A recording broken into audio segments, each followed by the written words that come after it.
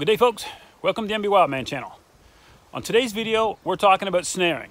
And we're going to talk about a real quick video, basic stuff for you beginning snares out there, just trying to start out. And we're going to talk about the proper height to set your snare for the different species that you want to trap. Listen, if you haven't yet subscribed to the MB Wildman channel, go ahead and hit that subscribe button. Turn on that bell so that you get notified when we upload new content. Certainly wouldn't want you to miss any videos. And as always, we're looking for questions, comments, feedback, anything you got, experiences along these lines. Go ahead and share those with the audience. Put those in the comments down below, and we'll be sure to get back to you on those as soon as we possibly can. Just one quick reminder, last week we put up a video, a contest video, our very first one, where we're going to give some prizes away. And right now, as of this morning, we got about 55 to 60 entrants into that contest. Still 3 or 4 days to go before we pull that video. So if you haven't checked that out, go ahead and check that out on the channel. And be sure to get entered in for the free draw. So today we're talking animal-specific snaring and the proper height to set your snares for the specific animals that you're targeting.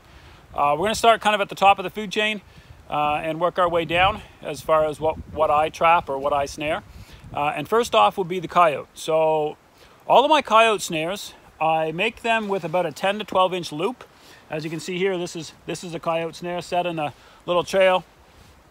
I've got a pasture field out back of me here with a brook on the wood edge, and pretty good. There's an apple tree just, I don't know if you can see it. There's an apple tree just here with a real good path through the grass in the summertime. And now that it's winter, it's obviously an open trail, and you got animals coming up through into the woods from out of the field. So I got a couple snares set here, but back to the coyote snare. We got a 10 to 12 inch loop that we're gonna set for the coyote snares. And you can see I've got this toggled way up high. I don't know if the video shows it, but my wire runs clear up and it's actually tied up here. Okay, that way when the coyote comes through and it gets tangled, it starts to go around, it'll basically hang itself up, right? So it gets its front feet off the ground. As it tries to twist, this will twist around the tree, and it actually gets a little more weight on the lock and the neck. I build my snares without a kill spring. That's just a choice I make. A little cheaper snare. So I want the animal to choke out and to die out quicker. So I toggle everything up high and give it lots to wrap around as far as, trees and bushes and stuff around it. So that's always good. Proper height for a coyote snare off of the ground is about 12 inches. Some guys will like them a little lower and have the possibility to maybe get some fox too. But if we're talking about specific targets, you want your coyote snares 11, 12 inches off the ground. Keep in mind too, like right now, there's a little bit of snow on. So if you can picture a coyote walking across the snow, they're going to sink down into the snow an inch, sometimes 2, depending on if you got like light fluffy snow or whatever. So what you're going to want to do is you're going to want to move your coyote snare up so that the bottom of the loop is 12 inches, more or less, off of the snow, or off of where you think the coyote step will be, right? So for a coyote, get this to stay here.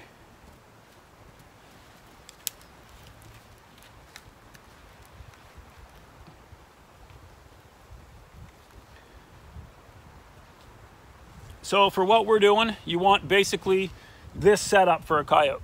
Okay, so he's coming up off the field, he's walking up this trail. I've got about 11 inches or so between the bottom of the snare and the snow, assuming he's going to step down into the snow inch and a half. Okay, so a 10 to 12 inch loop set 12 inches off the ground is perfect for a coyote in your sets. Let's drop that down to a fox. So if you want to target fox, you got fox in your area and you don't want to catch the coyotes. I'm not saying that you're not going to catch different species, by the way.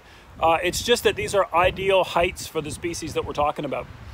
When you get a fox, you want to set a fox set, you want to drop your loop back to about 8 to 10 inches. So you want to actually slide your lock, either get a different snare, which I don't do, or slide your lock down a few inches. And that just closes up the loop, right? So you want an 8 to 10 inch loop for a fox. This is also the same for a bobcat, by the way, too. So fox and bobcat, 8 to 10 inch loop as far as your snare size goes. And then you want to drop that down to where you're about 8 to 10 inches off the ground. You can picture the difference in height between a fox and a coyote, and if they were walking along, where their heads would be is what you kind of want to focus on.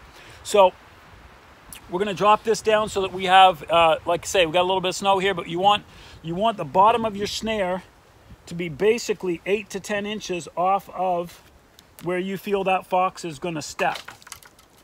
So basically there you have it right there. I've dropped it down. I've got about 8 inches between the bottom of my snare loop and the snow where I feel the fox is gonna step. And again, I've shortened up my wire here, dragged my lock down a little bit to make this loop a little smaller. You get a bigger loop like that, you can get fox that'll step through them, and then you get them across like a seat belt, or you get their front 2 feet through them, and then they end up kind of catching around the waist, and that's not what you want. You want good solid neck catches when it comes to snaring. If you do any snaring for raccoons, that's kind of the next one on the list. You're going to want to drop your loop down a little bit more. So for a raccoon, they got a real small head, but then they got broad shoulders. So when we snare raccoons, we're going to drop our loop clear back to about 6 to 8 inches in diameter. Okay, so we're gonna take our loop back even farther down, so you got about 6 or 8 inches for the loop. You're also going to drop it down. You want to drop your snare down so that you're looking at about, I'd say probably 4 to 5 inches off the ground maximum for a raccoon. When they walk along, they got their head up and they're kind of sniffing around, but they got short legs. So I would drop my snare right down, especially in the snow. I would drop my snare right down so that it was kind of right about there, okay? So I'm talking about 3, 4 inches up off the snow. If it's ground, right, if you just got level ground, or if you're out in the woods or whatever you're at, you know, you want to drop your snare loop down to 6 to 8 inches, and you want to drop your height down from the fox cat height. You want to get it right down to where you're at about 4 or 5 inches off the ground for a raccoon. And the only other species that I snare, or that, you know, that we can snare here, you can snare beaver. Now, I don't do that a lot. There's the odd time you get in a beaver dam, you know, you get up across, you know, some beaver workings, and they got some real good trails up in the land. I typically use conibears or drowning sets for beaver, or I snare through the ice on poles. But if you are going to snare a beaver on land, you're going to want to use about the same size loop as you do for raccoons. So you want about a 6 to 8 inch loop. But you're going to drop your height way down. So you're talking about 2-3 inches off the ground when it comes to beavers. So you want to get it right down. I mean, you think of a beaver, how short and stubby their front legs are, and you get them up on land and they're kind of waddling along. They're not head up sniffing usually. They're usually just kind of going, right? Looking for, they're on their trail. So when I do snare beaver, I keep my loop small, and I keep it down, just like an inch or so right off the ground. Some guys will say 2. But you can argue this stuff black and white all day. Every different trapper you talk to, every different guy that snares is going to tell you, you know, what they use is best and what they use is standard. But it's been my experience that when you set your snares for animal-specific stuff, you get a lot fewer catches of animals that you're not really looking for, right? So I don't mind that mid-range set. I don't mind setting my snares out like 10, 11, 12 inches in that range, hoping to catch fox or coyote or bobcat. Get very few cats. A lot of cats will go under them in snares. But I won't be getting raccoons, and I won't be getting porcupine, and I won't be getting, you know, any of those smaller animals in my snares or knocking them over. The same thing goes for if you want to target specific something. If you get your snares down there in that 8, 9 inch range, you're likely not catching coyotes. They're taller than that, right? So they're going to hit them, knock them to the side, or they're going to hit them and run them down or whatever. And you're only going to target those bobcats or those fox that are coming through that area. So anyway, I hope this helps you out. It's basic stuff, like I say, for those of you guys that are just starting to snare. So coyote snares, keep them big, and as you decrease the size of your species, decrease your snare size. And anyway, that's all for today. And until next time, happy hunting from the MB Wildman channel.